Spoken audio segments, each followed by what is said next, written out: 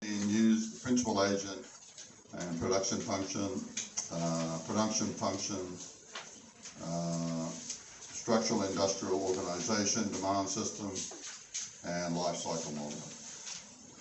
And this lady, Toni Whitehead, it's a lady, she is the editor of the Journal of Financial Economics, which is FP40 and a Tier 1, and she's got a couple of lectures that she did which are well worth looking at reduced form and structural estimation.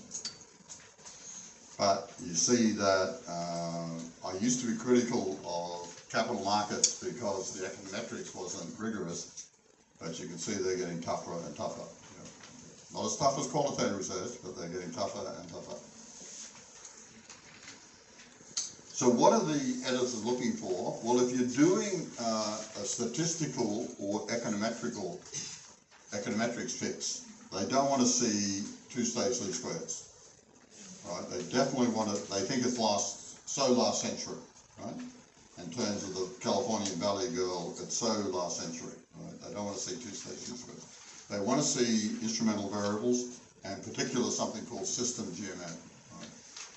They want to see intuitive, economically motivated instrument, but as we saw before, I scoured the literature to come up with good examples, and the best I could do was the sex of the firstborn, right, or the education of the child. They want to see a natural experiment. That's a way to show causation. That's the gold standard. A natural experiment, do the diff and diff, but remember all the conditions for diff and diff, the parallel trends, and if you've got multiple, what to do if you've got multiple time periods. And the latest thing they want, as well as doing the diff and diff and showing causation, they want to see you fit an economic model, the structural estimation. So this is a lot. This is a lot, but that will get you in the Tier 1 journals. Right? This is what they're demanding. So they're very clear about it.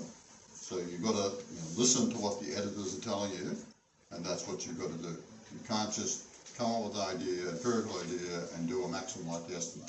Don't forget to that. They've got to ask about endogeneity.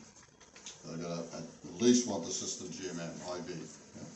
And then they really got to want it. If you get in the top journal, it's got to be a natural experiment with diff and diff and a structural estimation. I know that's a lot, but it's good to know.